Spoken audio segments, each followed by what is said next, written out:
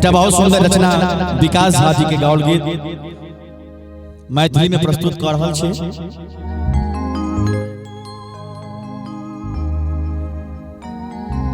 तोरे चरण के मैया सबके सहारा, तखन हमर नैया कूनो द्वारा। तू हमरा जयना थक बैग में जेतौ के तोहर बेटा बेचारा। भक्त माँ से कहे छथिन जे हे माँ तू नहीं सुनबे विपत्ति के बेरिया जाको केकरा कहबै गे मैं गे जाको केकरा कहबै गे मैं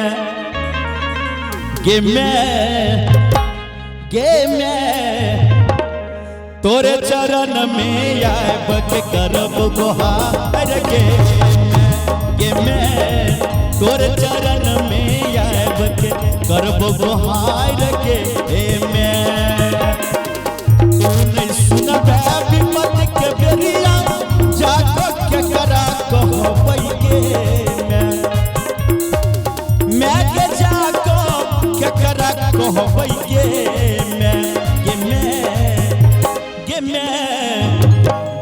मैं तोरे चरण में आब के करब गुहार गे मैं तोरे चरण में आब के करब गुहार गे मैं।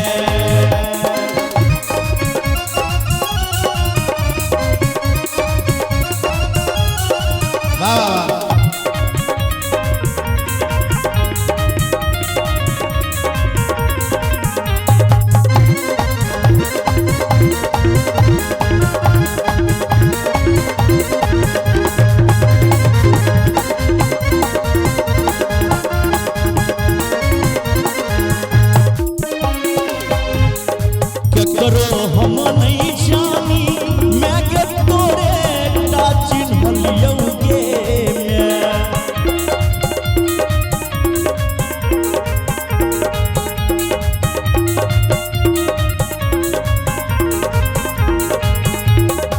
केकरो हम नहीं जानी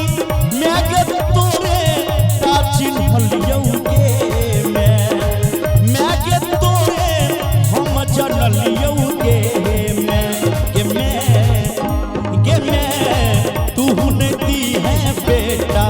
के बिसार के मैं तू नहीं है न बेटा के बिसार के ए माँ।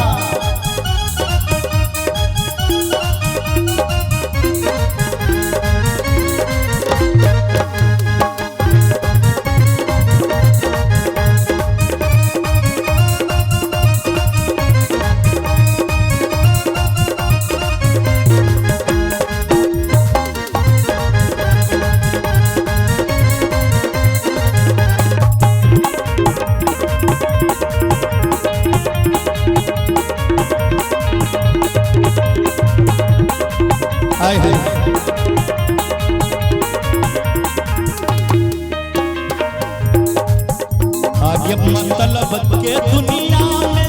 मैं के सुन हमर के ले तैके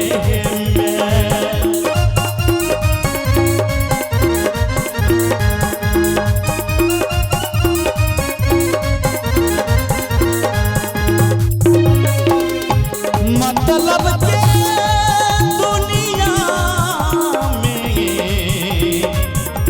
दुनिया में मतलब के दुनिया में मैं के स्वीट हमर के ले तैके मैं के दुख हमर के हर तैके मैं तू नहीं दी है विकास के भुलाई के मैं तू न दी है न शंभू के बिसाइल के मैं कियो यगल कहू अचारी मैं के कियो लाल चुनरिया के मैं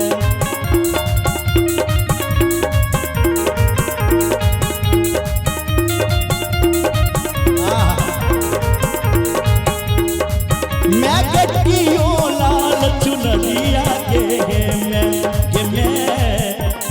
मैं हम अनलियो तोरा लाल चुनरिया के मैं